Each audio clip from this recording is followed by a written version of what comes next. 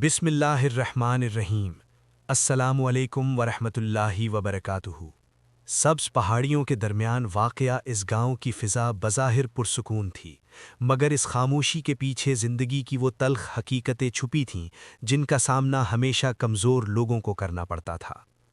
اسی گاؤں کے ایک کنارے پر ایک پرانا خستہ حال سا جھونپڑا تھا جہاں حلیمہ نام کی ایک یتیم لڑکی رہتی تھی۔ وہ بہت چھوٹی عمر میں ماں باپ کے سائے سے محروم ہو چکی تھی اور وقت نے اسے وقت سے پہلے ہی مضبوط بنا دیا تھا۔ حلیمہ کے پاس دنیا کی کل متاع ایک گائے تھی جسے وہ ماں کی طرح چاہتی تھی۔ وہی گائے اس کی محنت کا سہارا تھی، اس کا رزق تھی اور اس کے وجود کی واحد ضمانت۔ وہ جانتی تھی کہ اگر یہ گائے اس سے چھن گئی تو اس کی زندگی بھی اس کے ساتھ ہی بکھر جائے گی۔ محنت، دیانت اور تنگ رزق۔ حلیمہ ہر صبح فجر کے بعد اٹھتی، خاموشی سے وضو کرتی اور چند لمحے اللہ کے حضور سجدے میں گزارتی۔ وہ زیادہ مانگتی نہیں تھی، بس خود کو اللہ تعالیٰ کے فیصلے کے سپرد کر دیتی تھی۔ اس کے بعد وہ اپنی گائے کو چارہ ڈالتی، دودھ دھوتی اور مٹی کے برتن میں ڈال کر بازار کی طرف روانہ ہو جاتی۔ وہ دودھ میں کبھی ملاوٹ نہیں کرتی تھی۔ لوگ اس کی دیانت کو جانتے تھے، مگر اس کے باوجود اس کی کمائی ہمیشہ محدود رہتی۔ وہ اتنا ہی کما پاتی تھی کہ دن گزر جائے۔ یہ وہ زندگی تھی جس میں انسان سانس تو لیتا ہے مگر سکون کم ملتا ہے۔ ظلم کا مستقبل دباؤ۔ اس گائے کے چراغان کا مالک برکات تھا۔ وہ طاقتور تھا، مالدار تھا مگر دل سے خالی تھا۔ وہ جانتا تھا کہ حلیمہ تنہا ہے، اس کا کوئی سہارا نہیں، اس لیے وہ آئے دن کرایہ بڑھاتا اور دھمکیاں دیتا۔ ایک دن اس نے بے رحمی سے کہا، اگر اس جملے تک دگنا کرایہ نہ دیا تو گائے میری اور تم یہ جھوپڑا بھی خالی کرو گی۔ یہ الفاظ حلیمہ کے لیے محض دھمکی نہیں تھی، بلکہ زندگی اور موت کا سوال تھے۔ رحم کی عادت، وہ دعا جو زبان کے بغیر تھی۔ غربت کے باوجود حلیمہ نے ایک عادت کبھی نہیں چھوڑی۔ بازار سے واپسی پر وہ ہمیشہ دودھ کا تھوڑا سا حصہ گلی کے کونے میں رکھ دیتی تھی تاکہ بھوکی بلیاں پی سکیں۔ یہ اس کے لیے کوئی رسم نہیں تھی، بلکہ دل کی آواز تھی۔ جب وہ دودھ رکھنے جاتی تو چند ہی لمحوں میں گلی کی بلیاں اس کے گرد جمع ہو جاتیں۔ کمزور، دبلی، مگر امید بھری آنکھوں کے ساتھ وہ دودھ پیتیں اور پھر عجیب سی خاموشی میں اسے دیکھتیں۔ ان کی آنکھوں میں کوئی لالچ نہیں ہوتا تھا، صرف تشکر، محبت اور سکون ہوتا تھا۔ کبھی کوئی بلی اس کے قدموں میں لوٹ جاتی، کبھی کوئی اس کے پاس بیٹھ کر اسے ٹکٹکی باندھ کر دیکھتی رہتی۔ ایک کالی بلی خاص طور پر ایسی تھی جو دودھ پینے کے بعد وہیں بیٹھ جاتی جیسے حلیمہ کے لیے دعا کر رہی ہو۔ حلیمہ کو اس لمحے عجیب سا سکون ملتا، ایسے لگتا جیسے وہ بے زبان مخلوقات کی دعاؤں کی حصار میں آ گئی ہو۔ وہ اکثر دل ہی دل میں سوچتی، یہ بول نہیں سکتی، مگر شاید اللہ تعالیٰ ان کی نگاہوں کو سنتا ہے، جانتا ہے، اور حقیقت میں ایسا ہی تھا۔ ان بے زبان جانوروں کی بھوک مٹانا ان کی خاموش دعاؤں کو اس کی تقدیر میں لکھ رہا تھا۔ ایک دن بازار میں شدید گرمی تھی۔ حلیمہ دودھ بیچ چکی تھی کہ اس کی نظر ایک بوڑھی عورت پر پڑی جو دھوپ میں بیٹھی کانپ رہی تھی۔ وہ اپنے بیمار نواسے کے لیے دودھ مانگ رہی تھی، مگر کوئی بھی اس بوڑھی عورت کی طرف متوجہ نہیں تھا۔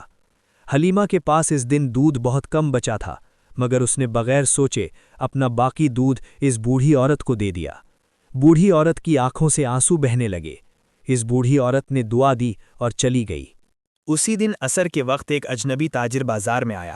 اس نے اعلان کیا کہ وہ صرف خالص دودھ خریدے گا اور دگنی قیمت دے گا۔ اس نے کئی لوگوں کا دودھ چکھا، مگر جب اس نے حلیمہ کا دودھ پیا تو رک گیا۔ اس نے بلند آواز میں کہا، یہ دودھ خالص ہے، اس میں کوئی ملاوٹ نہیں ہے۔ اس نے پورا برتن خرید لیا اور جاتے جاتے دوسرے تاجروں اور دکانداروں سے کہا، اگر تمہیں بازار میں خالص دودھ چاہیے تو اسی لڑکی سے لو۔ اگلے دن سے لوگ خود حلیمہ کا انتظار کرنے لگے۔ تاجر اس کے مستقبل خریدار بن گئے۔ اس کی آمدنی آہستہ آہستہ بڑھنے لگی۔ یہ محض پیسہ نہیں تھا، یہ اس کے کردار کی کمائی تھی، اس کی محنت کی کمائی تھی، اس کے صبر کی کمائی تھی۔ چند ہی ہفتوں میں اس کے گھر کا ماحول بدلنے لگا۔ وہی جھونپڑا جہاں کبھی فاقے ہوا کرتے تھے، وہاں اب سکون اتر آیا۔ گائے کی صحت بہتر ہوئی، دودھ بڑھا اور حلیمہ کے دل سے خوف کم ہونے لگا۔ قرآن پاک کا وعدہ سچ ہوتا ہوا نظر آیا۔ جو اللہ تعالیٰ سے ڈرتا ہے، اللہ تعالیٰ اس کے لیے راستہ بنا دیتا ہے۔ اسی دوران برکات کا غرور اسے لے ڈوبا۔ اس کی زیادتیوں سے تنگ آ کر کسان ایک ایک کر کے چراغاں چھوڑنے لگے۔ گاؤں کے بزرگوں نے سمجھایا، مگر اس نے ہنس کر ٹال دیا۔ چند مہینوں میں اس کی زمین ویران ہو گئی، آمدنی بند، قرض بڑھ گیا، اور وہی لوگ جنہیں وہ کبھی حقیر سمجھتا تھا اب اس سے منہ موڑ چکے تھے۔ یہ لالچ کا انجام تھا۔ حلیمہ نے کبھی کسی سے بدلہ نہیں مانگا، اس نے صرف رحم کیا اور اللہ تعالیٰ نے خود انصاف کر دیا۔